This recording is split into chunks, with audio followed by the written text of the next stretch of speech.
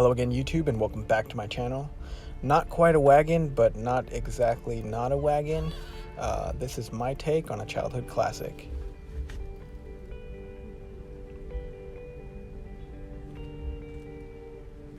Everyone has a tricycle, and I've always wanted to slam one. Had this idea for a while.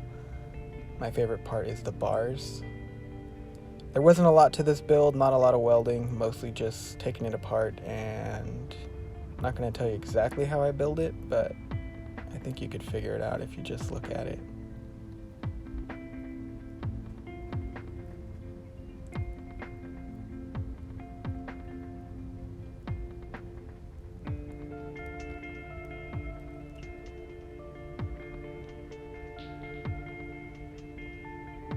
This was a lot of fun, and it did have a wagon. If you saw that little hook before, that was the trailer hitch for the wagon.